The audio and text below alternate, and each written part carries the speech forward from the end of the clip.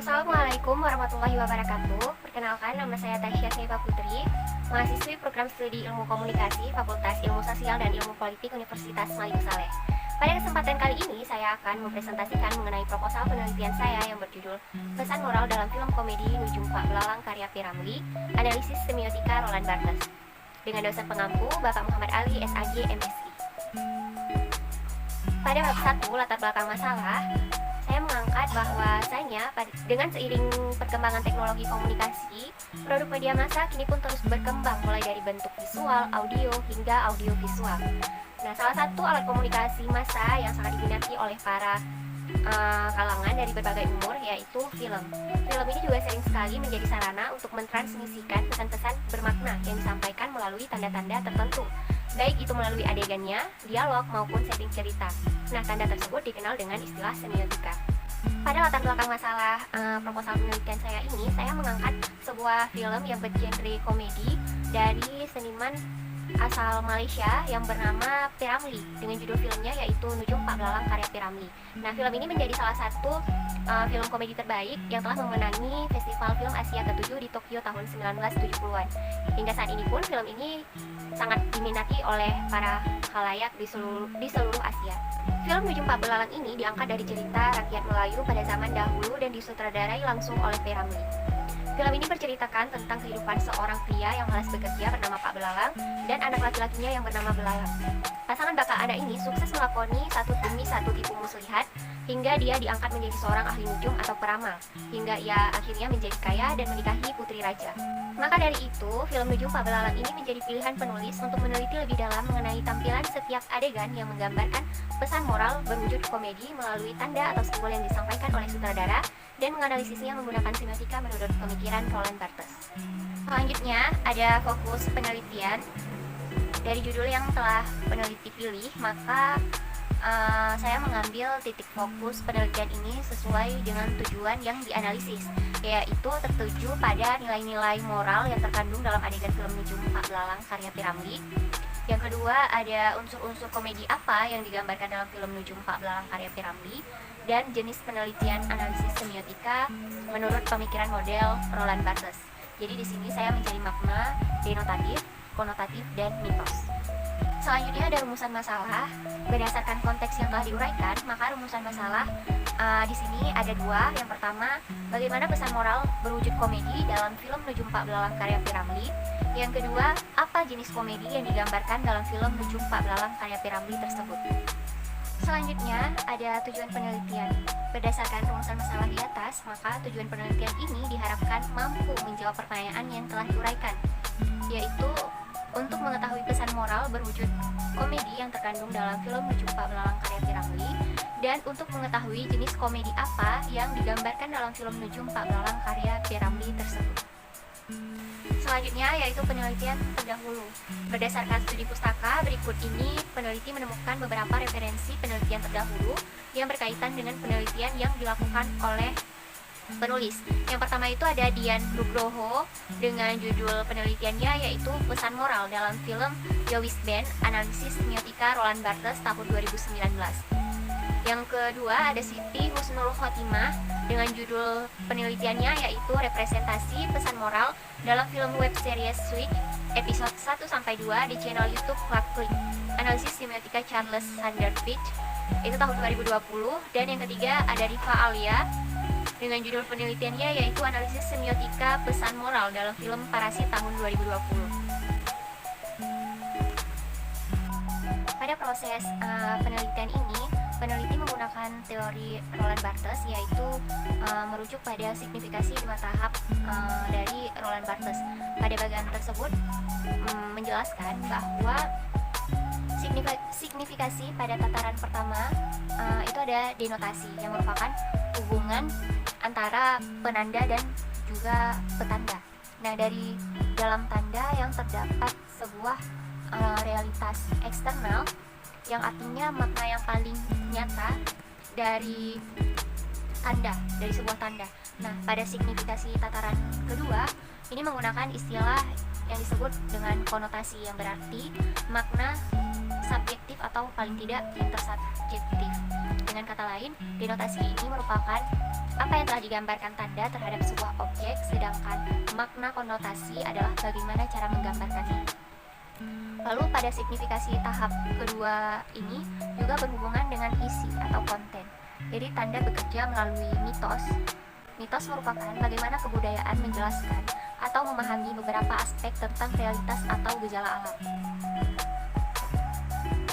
Baik, selanjutnya mengenai definisi dari konsep penelitian yang saya ambil, yaitu mengenai pesan moral. Jadi definisi pesan itu merupakan suatu gagasan atau ide yang disampaikan komunikator kepada komunikan dengan tujuan tertentu. Jadi pesan ini dapat berupa pesan verbal maupun pesan non-verbal. Pesan secara verbal itu dapat secara langsung seperti percakapan atau tatap muka, sedangkan pesan non-verbal itu dapat berupa secara tertulis seperti buku, majalah, memo, dan sebagainya. Sedangkan moral itu berasal dari bahasa Latin yaitu mos, yang berarti kebiasaan atau adat.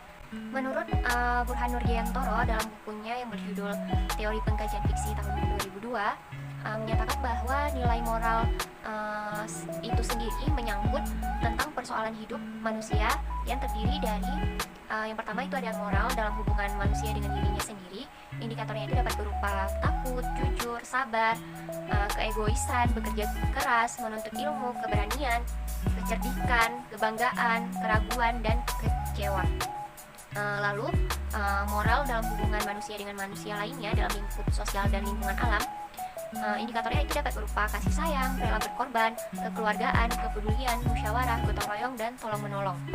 Dan yang terakhir yaitu moral dalam hubungan manusia dengan Tuhannya. Itu indikatornya dapat berupa bersyukur, percaya, bertawakal, berdoa, dan taat kepada Tuhan. Selanjutnya mengenai kerangka konseptual.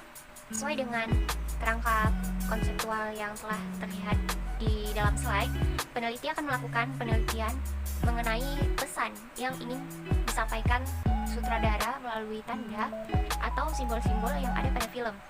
Dengan film yang peneliti pilih berupa film jenis genre komedi berjudul Lucu Pak Belalang, jadi peneliti akan menyeleksi adegan atau scene mana saja yang menampilkan tanda atau simbol-simbol yang sesuai.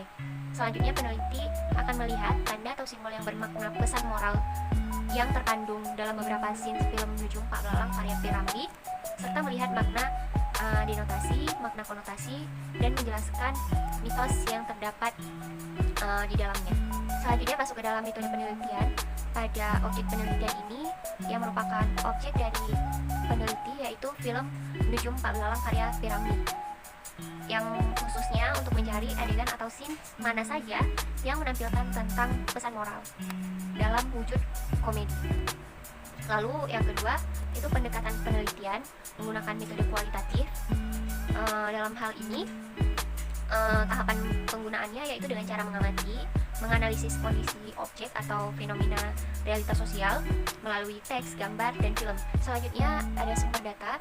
Dalam penelitian ini ada dua jenis sumber data yang peneliti gunakan.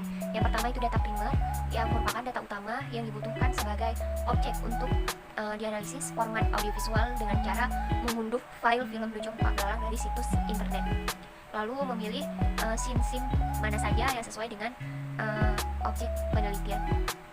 Lalu ada data sekunder yang merupakan data yang bersifat tertulis sebagai pelengkap dari data primer. Ini penulis peroleh dari buku, jurnal, artikel, skripsi, website, dan situs lainnya yang relevan dengan pembahasan. Lalu ada teknik pengumpulan data.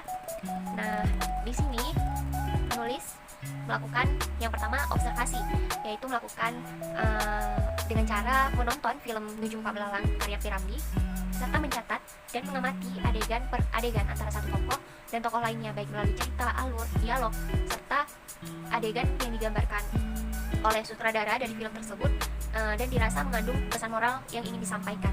Lalu potongan adegan-adegan tersebut kemudian akan peneliti analisa mana saja yang menjadi signifan dan signifiknya sesuai dengan teori semiotika Roland Barthes untuk melihat makna di balik tanda-tanda konotasi, denotasi, dan juga mitos. Selanjutnya ada dokumentasi yang merupakan proses pengumpulan data-data yang berhubungan dengan film Nujum Pak Belalang karya P. Ramlee, mulai dari mengunduh film tersebut melalui salah satu website di internet, kemudian foto covernya, produser, sutradara, penulis skenario, dan para tokoh pemeran. Juga mengumpulkan jurnal-jurnal yang membahas tentang pesan moral dalam sebuah film, dan mencari artikel untuk pengumpulan data profil, sinopsis, scene capture, dan informasi lainnya mengenai film Kunjung Pak Belalang. Lalu ada studi pustaka. Nah, di studi pustaka ini peneliti melakukannya dengan cara mencari, mengumpulkan, dan mempelajari data melalui literatur, buku, jurnal, skripsi, website, dan sumber bacaan lainnya. Lalu selanjutnya ada teknik analisis data. Di sini peneliti menggunakan salah satu model analisis data kualitatif menurut Miles and Huberman. Jadi aktivitasnya itu ada reduksi data, penyajian data, dan penarikan kesimpulan. Pada bagian reduksi data, hal ini dapat dilakukan dengan cara merangkum, memilih hal pokok, atau fokus pada hal-hal yang penting dan menyisihkan yang tidak berguna. Lalu pada penyajian data, peneliti akan menyajikan hasil data penelitian ini ke dalam tabel dan menghadirkan scene-scene mana saja yang menggambarkan tentang pesan moral. Ada juga teksnya, durasi menit adegan keberapa, narasi atau dialognya, dan juga menggali makna denotasi, konotasi, dan mitos menurut teori Roland Barthes. Dan aktivitas yang terakhir yaitu penarikan kesimpulan. Demikian hasil presentasi mengenai seminar proposal penelitian saya. Lebih dan kurang saya mohon maaf. Saya akhiri dengan wabillahi taufiq wal hidayah. Wassalamualaikum warahmatullahi wabarakatuh.